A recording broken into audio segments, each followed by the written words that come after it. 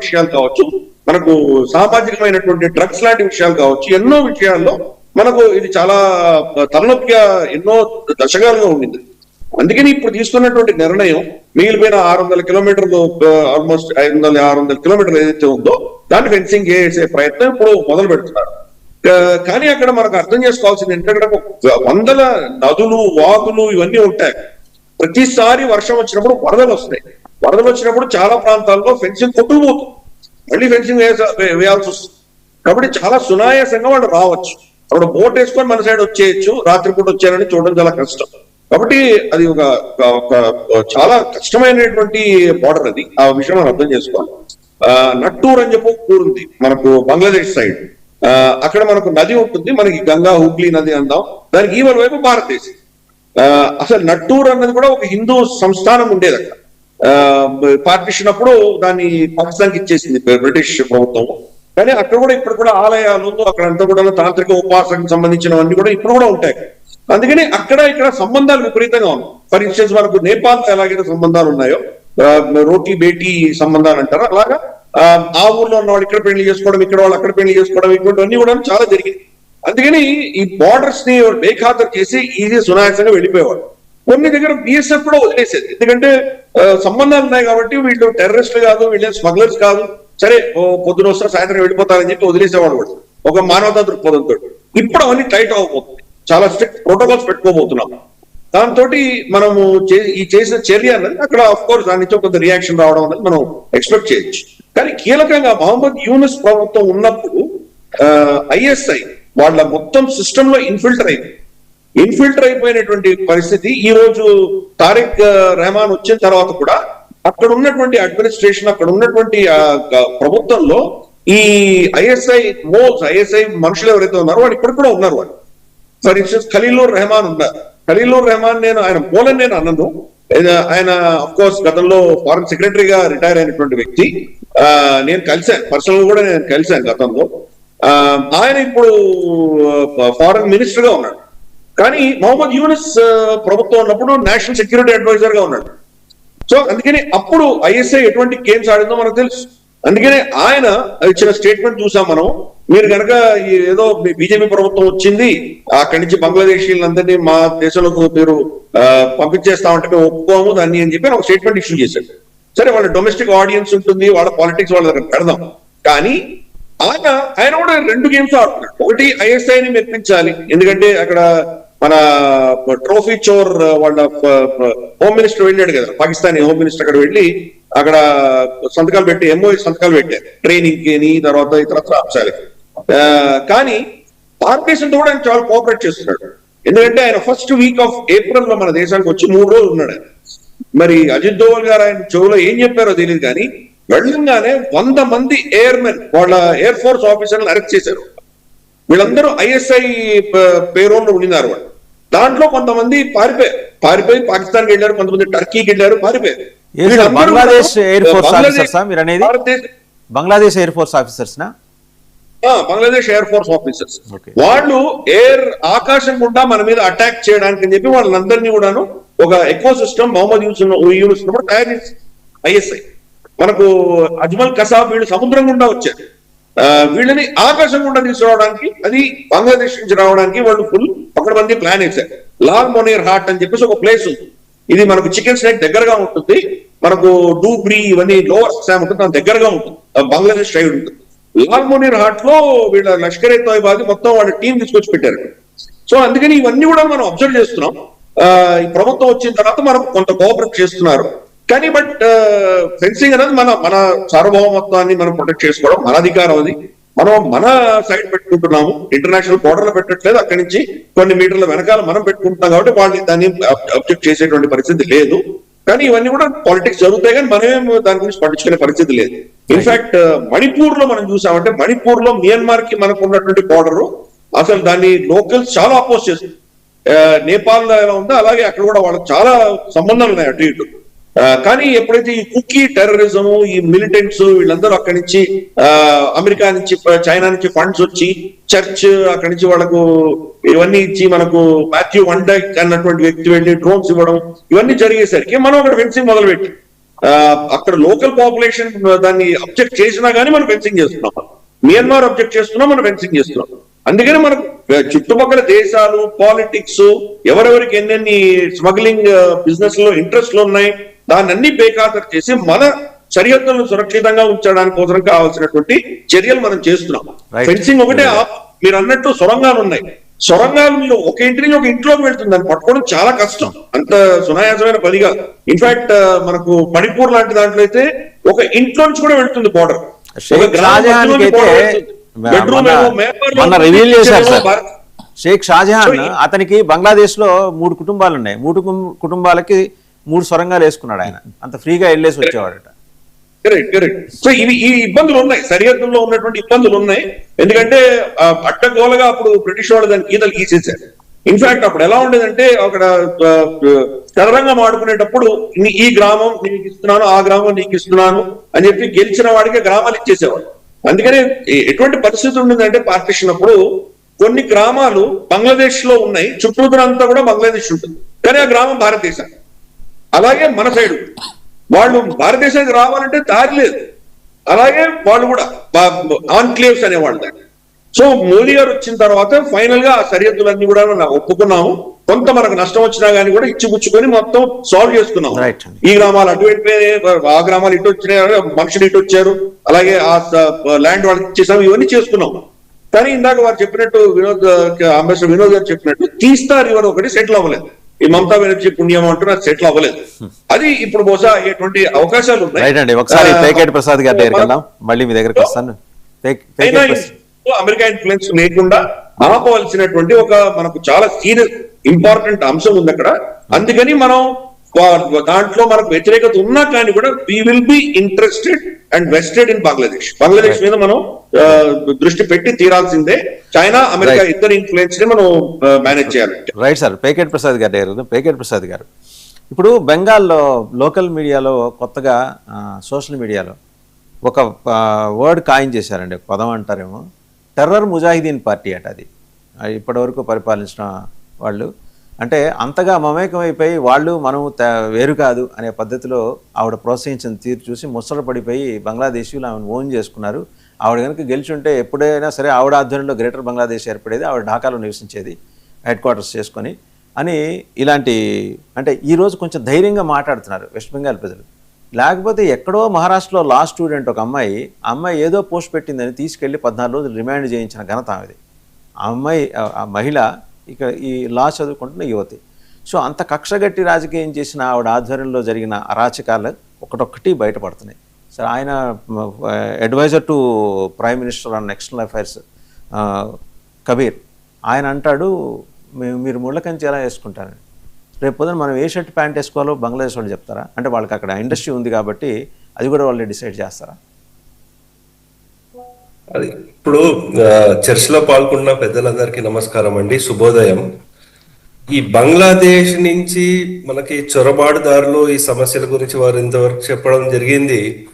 ఇంకోటి ముఖ్యంగా ఒక అంశం మనం గమనించుకోవాల్సింది మనకి ఏంటంటే, మమతా బెనర్జీ గవర్నమెంట్ లేకపోతే లెఫ్టిస్టులు మనకి సెంట్రల్లో ఎంత నేషనలిస్ట్ ప్రభుత్వం ఉన్నప్పటికీ కూడా స్టేట్ గవర్నమెంట్ సపోర్ట్ లేకపోతే ఏమి చేయలేరండి. దానికి ప్రత్యక్ష ఉదాహరణ ఐపీకేఎఫ్ అప్పుడు సమయంలో ఏం జరిగిందో.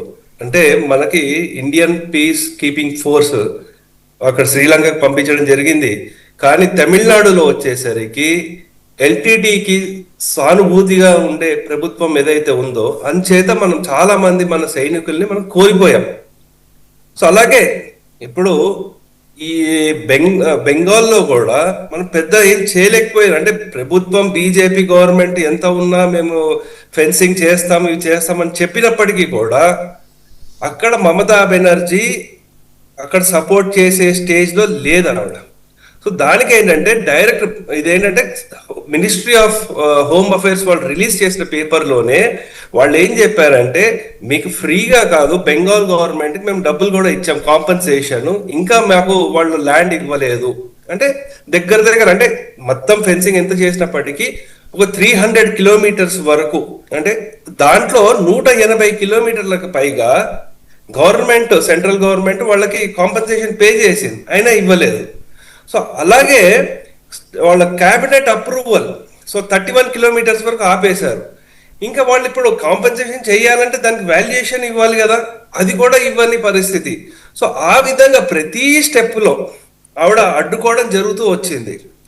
అది ఇంకా మనకి ఇంకా చూసుకోవాల్సింది ఏంటంటే ఆవిడకి పెద్దలు చెప్పినట్టు ఇందాక ఓట్ బ్యాంక్, అది నెక్స్ట్ ఇంకోటి ఈ కోర్టు వర్డిక్ కూడా ఇచ్చింది, ఎందుకు మీరు ఆపుతున్నారు అని ఫైన్ కూడా వేసింది స్టేట్ గవర్నమెంట్ మీద. అంటే ఎవరైతే ఆఫీసర్ రెస్పాన్సిబుల్ ఉన్నారో ఆయన మీద 25,000 ఈ ఫైన్ కూడా వేసింది.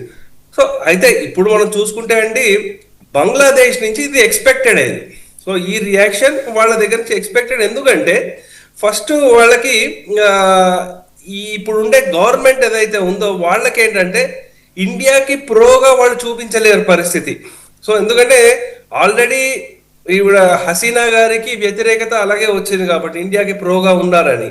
సో నెక్స్ట్ ఇంకోటి చూసుకోవాల్సింది ఏంటంటే అక్కడ వాళ్ళు కూడా అంతర్గతంగా వాళ్ళు బ్యాలెన్సింగ్ చేసుకుంటూ రావాలి. సో దానికి తోడు మిగతా అంశాల్లో వచ్చేసరికి అక్కడ వాళ్ళ రియాక్షన్ కూడా చూసుకుంటే ఒకటి అందరూ ఒకలేలాగా ఇవ్వలేదు, ఒక్కొక్కళ్ళు ఒక్కొక్క పరంగా ఇచ్చారు. సరే ఖలీలుర్ రెహమాన్ ఒక విధంగా ఇచ్చారు, అక్కడంటే సలాహుద్దీన్ అహ్మద్ ఇంకొక విధంగా ఇచ్చాడు, హుమయూన్ కబీర్ ఇంకొక విధంగా ఇచ్చారు. సో ఇదేంటంటే మల్టిపుల్ లెవెల్స్ ఆఫ్ ఎంగేజ్మెంట్ జరుగుతూ వస్తుంది. ఇంకా ఇప్పుడు సుబేందు అధికారి గారు ఇచ్చిన ల్యాండ్ ఏదైతే ఉందో దాంతో మనకి ఇంకా సమయం పడుతుంది సో డైరెక్ట్ గా రావడానికి. ఇంకొక ముఖ్యమైన అంశం అండి, అంటే మనం డ్రగ్ దాని గురించి ఇవన్నిటి గురించి మాట్లాడుకున్నప్పటికీ కూడా అక్కడ హ్యూమన్ ట్రాఫికింగ్ ఎస్పెషల్లీ మహిళలకు ఏదైతే పిల్లల్ని కూడా సార్, ప్రకారము ఆడపిల్లలు 9-10 ఏళ్ల పిల్లల్ని కూడా కిడ్నాప్ చేసి తీసుకెళ్లి బలవంతంగా మత మార్పిళ్లు చేసి అక్కడ 10-12 ఏళ్ళకే పెళ్లిళ్ళు చేసి అక్కడ వాళ్ళని కట్టు బానిసలుగా చేసుకున్న సంఘటనలు చాలా వస్తున్నాయి, ఒక్కటొకటి వెలుగులోకి వస్తున్నాయి. తల్లులు బయటకు వచ్చి మాట్లాడుతున్నారు, వాళ్ళు చెప్తున్నారు వాళ్ళు. సో దాంట్లో ఏంటంటే ఒక రిపోర్ట్ ప్రకారము గత 10 సంవత్సరాల్లో ప్రతి సంవత్సరంకి ఒక 50,000 మహిళలు చిన్నారులు కూడా ఉండొచ్చు, అంటే 10 ఏళ్ళ నుంచి 12 ఏళ్ళ నుంచి 30 ఏళ్ళ సంవత్సరంలో వాళ్ళకి ఇల్లీగల్ హ్యూమన్ ట్రాఫికింగ్ కూడా బాగా అవుతూ వచ్చేది. సో ఇవన్నిటిని కూడా ఇవి కర్బ్ చేయడం, అంటే ఇవన్నీ అడ్డుకట్ట వేయడము బహుశా ఇప్పుడు జరుగుతుందని మనం ఆశించవచ్చు. అంటే ఎన్ని విధాలుగా నష్టపోవాలో భారతదేశానికి, అంటే ఇల్లీగల్ డ్రగ్స్ కానివ్వండి, ఇక్కడుండే లోకల్స్ కి ఆపర్చునిటీస్ చూసుకుంటే వాళ్ళు చీప్ లేబర్ వాళ్ళు రావడం ద్వారా ఇంకా నష్టపోయారు మన లోకల్ వాళ్ళు. సో అదే కాదు, ఈ బెంగాల్ కోల్కతా ఒక హబ్ అయింది, ఆ హబ్ నుంచి ప్రతి నగరంలో కూడా వాళ్ళు విస్తరించిపోయారు, రోహింగ్యాలు బెంగాలీలు కూడా. సో మీరు చూసుకుంటే చాలా ప్రాంతాల్లో బెంగళూరులో చాలా మంది వైట్ ఫీల్డ్ ఆ ప్రాంతాల్లో అయితే చాలా మంది బంగ్లాదేశీలే ఉన్నారు సార్. హైదరాబాద్ లో రోహింగ్యాలకి ఫుట్బాల్ క్లబ్ ఉంది సార్, రోహింగ్యాలకి ఇక్కడ మనకి హైదరాబాద్ ఫుట్బాల్ క్లబ్ కూడా ఉంది, కరెక్ట్. సో అంటే వాళ్ళ విస్తరణ ఏ స్థాయి దాకా వెళ్ళిందంటే అక్కడ మమతా బెనర్జీ ప్రభుత్వం వాళ్ళకి సహకరించడం అనేది పూర్తి స్థాయిలో ఉండటం వల్ల. రెండో అంశం ఏంటంటే ఇప్పుడు హ్యూమన్ ట్రాఫికింగ్, ఉమెన్ ట్రాఫికింగ్ రెండింటి గురించి మాట్లాడు. వీటితో పాటు క్యాటిల్ స్మగ్లింగ్, ఇక్కడి నుంచి ఇందాక మామిడి గిరిధర్ గారు కూడా ప్రస్తావన చేశారు. 2,000 కోట్ల రూపాయల ఆదాయం ఎవరికి? ప్రభుత్వానికి కాదు, వీళ్ళకి లోకల్ టీఎంసీ లీడర్స్కి, సిపిఎం వాళ్ళందరూ కలిసి ఐకమత్యంగా పనిచేసేవాళ్ళు, సిపిఎం టీఎంసీ అక్కడ డబ్బుల దగ్గరికి వచ్చేప్పటికి.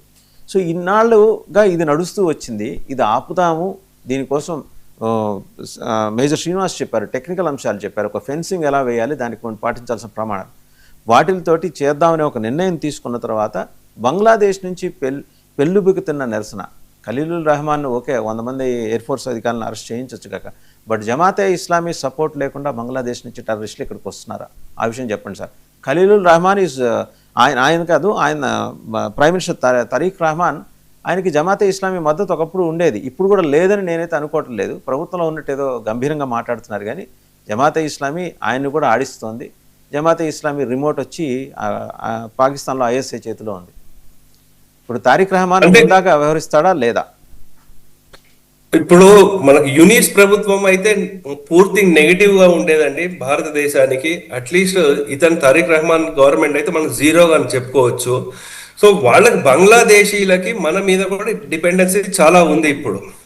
కానీ ఇంకోటి ఏంటంటే వాళ్ళు చైనాని చూపించుకుని మేము చైనా దగ్గరికి వెళ్తాం, వాళ్ళతో ఇంకా రిలేషన్స్ మేము ఇంకా డెవలప్ చేసుకుంటామని చూపించే ప్రయత్నం వాళ్ళు చేస్తున్నారు. చైనా వాళ్ళకి ఏంటంటే స్ట్రింగ్ ఆఫ్ పర్ల్స్ స్ట్రాటజీ అంటారు. అంటే భారత్ చుట్టూ వాళ్ళ స్థావరాలను ఏర్పరచుకుని భారత్ని దిగ్బంధనం చేసే ప్రయత్నం వాళ్ళు చేస్తున్నారు. సో అందుగురించి భారతదేశం కూడా అన్ని విధాలుగా ఏ విధంగా ప్రయత్నం చేయాలో అది చేస్తున్నారు. మీరు ఈ మధ్య హిమంత బిశ్వ శర్మ గారు చెప్పడం కూడా ఒక స్టేట్మెంట్, ఇక్కడి నుంచి వాళ్ళని బంగ్లాదేశ్కి పంపించడం పెద్ద కష్టమేం కాదు, ఐడెంటిఫై చేసి పంపించడం, కానీ అక్కడ వాళ్ళు యాక్సెప్ట్ చెయ్యరు అంటే నేను అనుకోవడము ఇంకొన్ని రోజుల్లో వీళ్ళని ఐడెంటిఫై చేసిన తర్వాత ఇల్లీగల్ బంగ్లాదేశీలు ఎవరైతే వచ్చారో వాళ్ళు అక్కడ వెళ్ళలేరు, ఇక్కడ రాలేరు. త్రిశంకు స్వర్గం లాగా వాళ్ళకు ఒక కాలనీలు ఏర్పాటు చేసి నెమ్మదిగా వీళ్ళని ఇక్కడి నుంచి అక్కడ పంపించే ప్రయత్నాలు చేయాల్సి వస్తుందండి. రైట్. ఒకసారి అంబాసిడర్ డాక్టర్ వినోద్ గారి దగ్గరికి వెళ్దాం. అంబాసిడర్ వినోద్ గారు, ఇప్పుడు ఈ స్టెప్స్ మన గవర్నమెంట్ ఆఫ్ ఇండియా కానీ గవర్నమెంట్ ఆఫ్ వెస్ట్ బెంగాల్ కానీ తీసుకున్న స్టెప్స్ మన వాళ్ళ ఫస్ట్ క్యాబినెట్ మీట్లో వాళ్ళు మాట్లాడుతూ వచ్చారు 6 కీలకమైన నిర్ణయాలు. ఆవిడైతే అసలు కనీసం దేశంలో అమలవుతున్న జాతీయ స్థాయి పథకాలని ఆవిడ అమలు కానీలా. సరే, ఇప్పుడు ఆయుష్మాన్ భారత్ ఒకటి వస్తుంది, నెమ్మదిగా మిగిలిన సంక్షేమ పథకాలు అన్నీ వస్తాయి. అంటే గవర్నమెంట్ ఆఫ్ ఇండియా ముద్ర అనేది తన రాష్ట్రంలో కనపడటానికి వీల్లేదు. అంటే ఆవిడ she thought that is Bangladesh is independent of India, West Bengal is independent of India, Bangladesh కాదు West Bengal is independent of India అనే పద్ధతిలో ఆవిడ మాట్లాడుతూ వచ్చింది. సరే, ఆవిడ చిరకాల స్వప్నమో లేకపోతే నిజంగా మనసులో ఆవిడ కోరికుందో బంగ్లాదేశ్ని వెస్ట్ బెంగాల్ని కలిపేసి ఒక మహా గ్రేటర్ బంగ్లాదేశ్ని తయారు చేసి దానికి ఏమన్నా అధినేత అవ్వాలని ఏమన్నా ఆలోచన ఆవిడకు ఉండేదా సార్?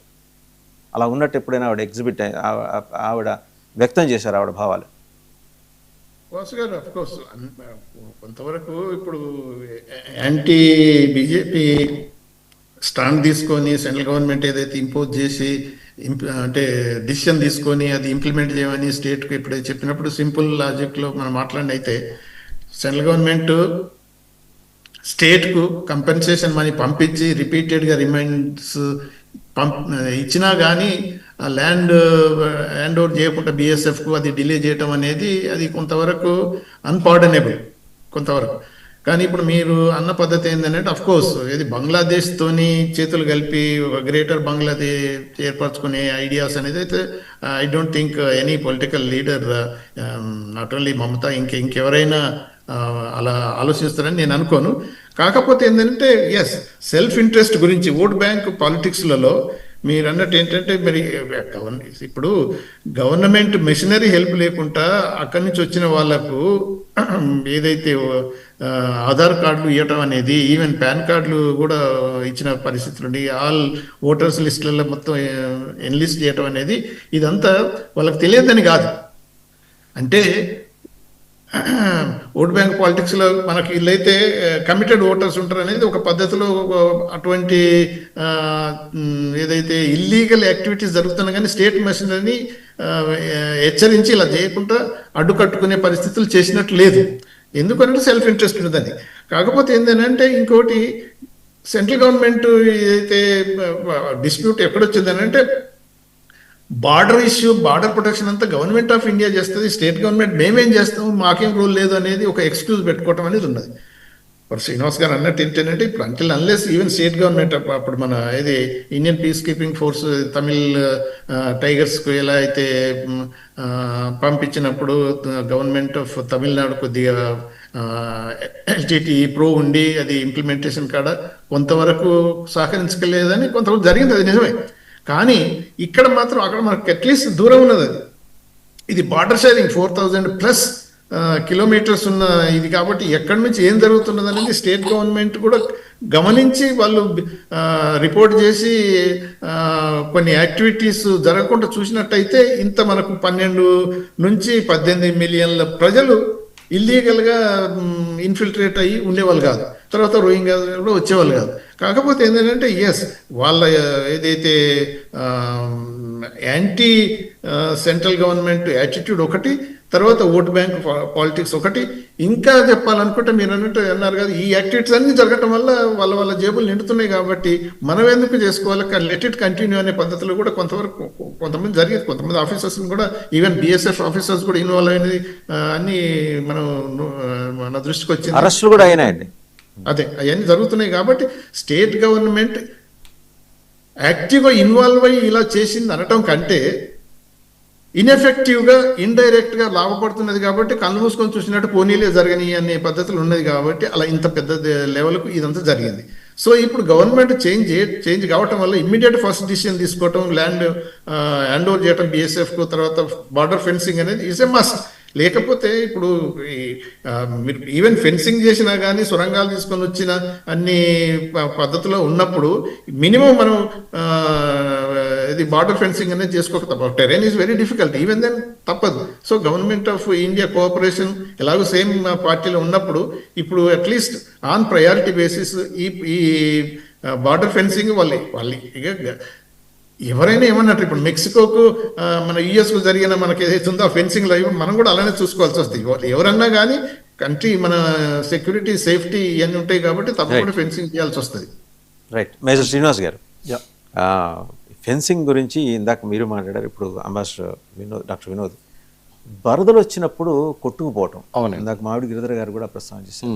బట్ దానికి అలాంటి పరిస్థితుల్లో కూడా తట్టుకొని నిలబడగలే ఫెన్సింగ్ ఏర్పాటు చేయడం సాధ్యమేనా?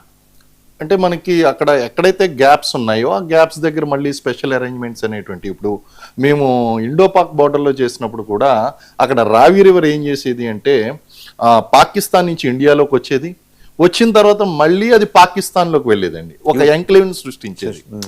అప్పుడు ఆ ప్లేస్ ఏదైతే ఉందో ఆ రివర్ ఉన్నటువంటి ప్లేస్లో ఫెన్సింగ్ ఉండేది కాదు, కానీ కంప్లీట్గా అక్కడ బార్డర్ అవుట్ పోస్ట్ అనేటువంటిది కంప్లీట్ నిఘా అనేటువంటిది ఉండేది. అక్కడ నుంచి ఏమాత్రం కూడా వాళ్ళు ఏంటంటే ఈవెన్ ట్యూబ్స్ కూడా పెట్టుకుని వచ్చేసేవారు అక్కడ నుంచి బార్డర్ క్రాస్ చేయాలంటే. ట్యూబ్స్ అంటే ఎయిర్ ట్యూబ్స్ పెట్టుకునేవారు.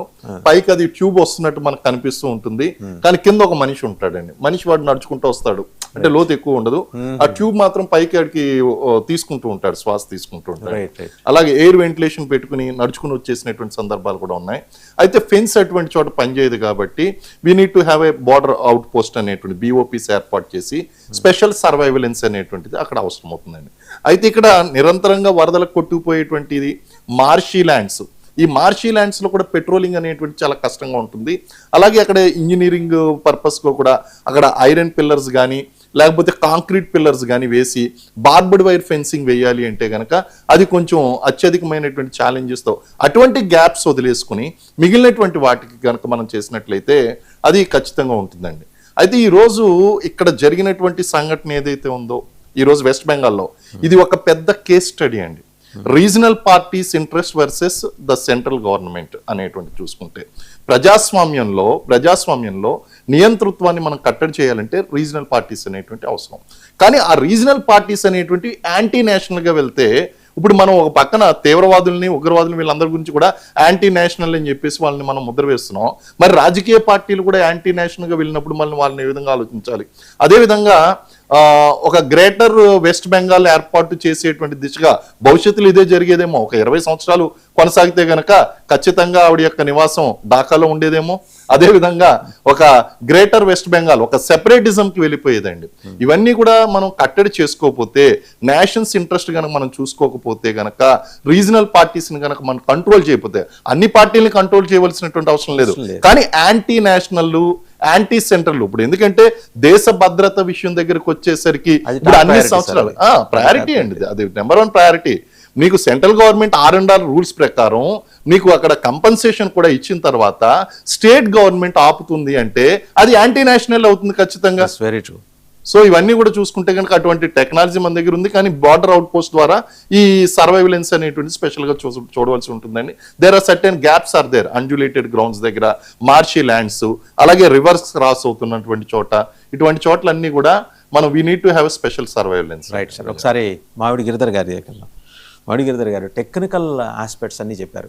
ఒక రివర్ నుంచి వాళ్ళు రావటం, బెలూన్స్ వేసుకొని కింద నుంచి వాళ్ళు దాని నుంచి శ్వాస తీసుకుంటూ కింద నుంచి నడుచుకుంటూ రావటం, లేకపోతే చిన్న బోట్లు వేసుకుని రావటం, ఇవన్నీ చేసుకుంటూ వస్తున్నప్పుడు ఇంతవరకు మనకి బార్డర్ ఏమన్నారు సార్, బార్డర్ పోస్టులు అంటారా మీరు? బార్డర్ అవుట్ పోస్ట్, BOPs ఇన్నాళ్ళు మనకి 50 ఏళ్ళ పాటు లేవని అనుకుందాం. అంటే కమ్యూనిస్టులకి పెద్ద వాళ్ళకి ఆలోచన కూడా ఉంది, ఎందుకంటే వాళ్ళ హెడ్ క్వార్టర్స్ చైనాలో ఉంటుంది కాబట్టి వాళ్ళు ఏంటంటే ఇవన్నీ మనమే, వాళ్ళు చేసినా మనం చేసినా అంత ఒకటే అనిపోతుంది.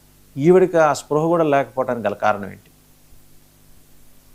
అంటే BOP లేకుండా లేవని చెప్పడానికి వీల్లేదండి. మన బార్డర్ అవుట్ పోస్ట్ ఉంటాయి, కానీ ప్రాబ్లం ఎక్కడ వస్తుందంటే కనుక బార్డర్ మేనేజ్మెంట్ ఒకటే సెంట్రల్ గవర్నమెంట్ పరిధిలో ఉన్నా కానీ కూడా దాని వెనకాల ఎకో సిస్టమ్ అంతా కూడా స్టేట్ గవర్నమెంట్ ఉంది.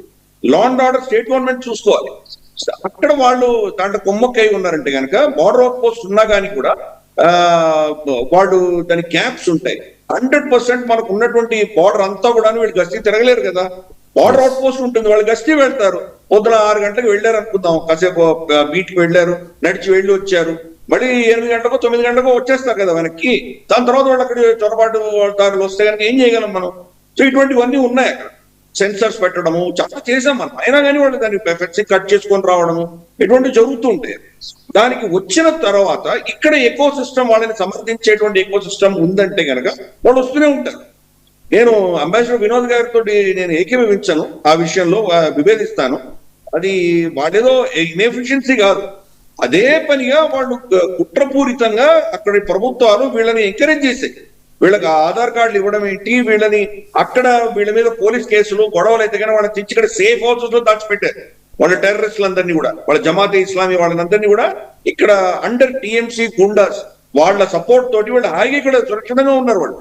సో అందుకని వీళ్ళకి ఇది కొత్త విషయం కాదు, ఇది కమ్యూనిస్టులు చేసింది, ఈవిడ కంటిన్యూ చేసింది. అది అక్కడ ఉన్నటువంటి political party with active connivance of the government. In fact ఇప్పుడు సువేందు అధికారి వచ్చిన తర్వాత ఎవరెవరు ఏ అధికారులు దీంట్లో ఇన్వాల్వ్ అయి ఉంటారో వాళ్ళందరినీ కూడా ఇన్వెస్టిగేట్ చేసి అరెస్ట్ చేయవలసిన బాధ్యత ఉంది ఈరోజు ఆయన మీద. ఎందుకంటే అడ్మినిస్ట్రేషన్ బాగా కరప్ట్ అయిపోయింది, అడ్మినిస్ట్రేషన్ లో ఈ విషయం వెళ్ళిపోయింది. అడ్మినిస్ట్రేషన్ పకడ్బందీగా ఉందంటే కనుక పొలిటికల్ లీడర్షిప్ ఇది చేసినా కానీ ఎక్కడో లీక్ అవుతుంది. కాబట్టి ఇది మూలాలకు వెళ్ళిపోయింది, మొత్తం చెట్టు చదలబట్టేసి లోపల నుంచి దీన్ని ప్రక్షాళన సులువైన విషయం కాదు ఇది. వీళ్ళందరూ కూడా దీన్ని ఇన్వాల్వ్ అయి ఉన్నారు దీంట్లో. అందరూ మొత్తం అడ్మినిస్ట్రేషన్, పోలీసు, తర్వాత మీకు అంటే ప్రతి ఒక్కరికి పైసలు వస్తున్నాయి. అది ఒక పెద్ద ఎకో సిస్టమ్, అది ఎకానమీగా తయారైంది. కాబట్టి వాళ్ళందరికీ ఎవ్రీబడి వెస్టెడ్ ఇంట్రెస్ట్ ఉన్నాయి వాళ్ళకి. వచ్చే ప్రతి ఒక్కరికి కూడా రేషన్లు ఎలా ఇవ్వాలి, ఏం చేయాలి, ఈ మొత్తం సిస్టమ్ అంతా కూడాను పొలిటికల్ పవర్ ఇస్తోంది వాళ్ళకి. పొలిటికల్ పవర్ ఇస్తోంది, ఎకనామిక్ పవర్ ఇస్తోంది. కాబట్టి దాన్ని ఎలా వదులుకుంటారు వాళ్ళు? ఇవి అక్కడ ఉన్నది. దీనికి అఫ్ కోర్స్ మూల కారణం మనకు మహాత్మా గాంధీ గారే. మనకు వెస్ట్ సైడ్ మనం చూసామంటే కనుక మనకు రాజస్థాన్, గుజరాత్, పంజాబ్ ఈ ప్రాంతంలో మీకు ఎవరు ముస్లిమ్స్ కనిపించారు. బార్డర్ ఏరియా అంటే నేటివ్ ముస్లిమ్స్ ఎవరు కనిపించారు, వాళ్ళందరూ పాకిస్తాన్కి వెళ్ళిపోయారు. అక్కడ వచ్చిన వాళ్ళు ఏదో ఉద్యోగ రీత్యానో బిజినెస్ రీత్యానో వేరే ప్రాంతాల నుంచి వచ్చి సెటిల్ అయిన వాళ్ళు, కొత్తగా వచ్చిన వాళ్ళు ఉన్నారు, అంతేగాని అక్కడికి ఎవరు లేదు. కానీ ఇక్కడ ముస్లింస్ మీరు వెళ్ళకండి, ఇక్కడే ఉండండి అని చెప్పి ఆయన నోకల్లో కూర్చొని సత్యాగ్రహం చేసి వీళ్ళని ఎవరిని పోనివ్వకుండా అవన్నీ ఆపేశారు. ఇక్కడ ఈస్ట్ సైడ్ వీళ్ళు అప్పటికే ఈస్ట్ పాకిస్తాన్ లో వెళ్ళిపోయి ఉంటే బహుశా ఈ సమస్య అప్పుడే సాల్వ్ అయిపోయి ఉండేది. ఉన్న ప్రాబ్లమ్స్ అన్నిటికీ ప్రాబ్లం మోహన్ దాస్ కరమ్చంద్ గాంధీ. ఆయన అక్కడ చేసినటువంటి పరిస్థితి ఈ రోజు మనం దాని ఇంపాక్ట్ చూస్తున్నాం. అది వెస్ట్ లో కనుక జరుగుంటే కనుక వెస్ట్ లో కూడా ఇటువంటి తలనొప్పి మనకు ఉండేది, అక్కడ లేదు. మనకు ఇటువంటి సమస్యలు మనకు పాకిస్తాన్ బోర్డర్ లో లేవు. అఫ్ కోర్స్ వాళ్ళు టెర్రరిస్టులు వచ్చే ప్రయత్నం చేస్తారు, అది వేరే విషయం. కానీ ఎకో సిస్టమ్ అదే మనం ఫర్ ఎగ్జాంపుల్ కాశ్మీర్ లో కూడా మనకు గురేజ్ వ్యాలీ అని ఒకటి ఉంది. అది northern most part of Kashmir వ్యాలీలో మనకు గురేజ్ వ్యాలీ ఉంటుంది. అక్కడ వాళ్ళందరూ కూడా ప్యాట్రియట్స్, వాళ్ళందరూ దేశభక్తులు. వాళ్ళు అక్కడి నుంచి చొరబాటుదారులు వస్తే కనుక వాళ్ళు గన్ను పెట్టి వీళ్ళ దగ్గర ఇంట్లో భోజనం చేసి వీళ్ళు రాత్రి పడుకొని వెళ్ళినా కానీ కూడా మరుసటి రోజు వెళ్ళి వాడు కమాండెంట్ చెప్పేస్తారు, వాడు వచ్చాడు ఇలా వెళ్ళిపోయాడని చెప్పేస్తారు. కాకపోతే మనకు కాశ్మీర్ వ్యాలీలో కనుక వచ్చి వాళ్ళు దాచిపెట్టుకున్నారంటే మనకు తెలియవు బయటికి. యాక్టివ్గా వాళ్ళని సపోర్ట్ చేశారు.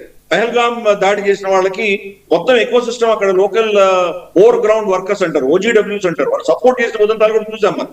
కాబట్టి ఈ వెస్ట్ బెంగాల్ లో కూడా అదే పరిస్థితి.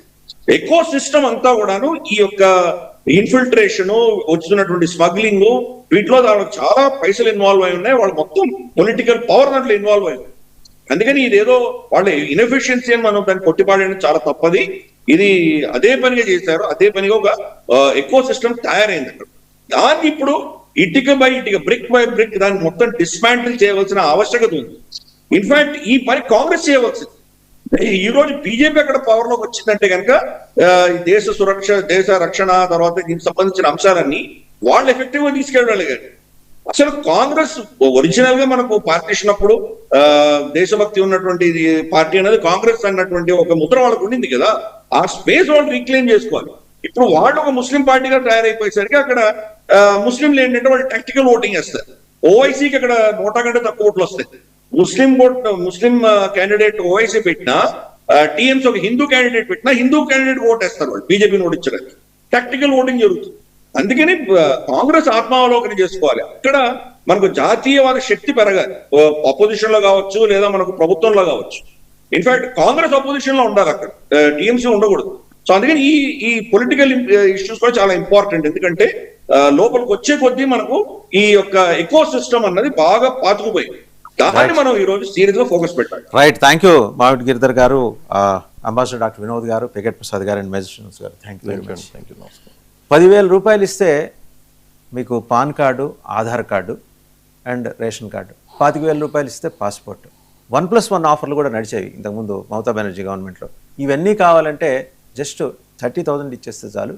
మీకే కాదు, మీరు తీసుకొచ్చే వాళ్ళకి కూడా కన్సెషన్ రేట్లో ఇవన్నీ ఇప్పిస్తాం. ఇలాంటి చక్కటి స్కీమ్స్ నడుస్తున్న తరుణంలో సువేందు అధికారి ప్రభుత్వం వచ్చేసి బంగ్లాదేశ్ కళల్ని ఛిద్రం చేసి పారేశారు. మమతా బెనర్జీ ఇంకా ఫర్దర్గా డ్రీమ్ చేయడానికి కూడా అవకాశం లేని ఒక వాతావరణం ఆయన సృష్టించారు. ఇది కడుపు మండుతోంది బంగ్లాదేశ్కి. అందుకనే వాళ్ళ అంబాసిడర్ మాట్లాడినా, వాళ్ళ సలహాదారు, ప్రధానమంత్రి సలహాదారు విదేశీ కబీర్ మాట్లాడినా, బంగ్లాదేశ్ ప్రభుత్వం మాట్లాడినా, జమాతే ఇస్లామీ వెనక నుంచి కుట్రలు పనినా, ఐఎస్ఐ తన మాడ్యూల్స్ని రిమోట్ ద్వారా పాకిస్తాన్ నుంచి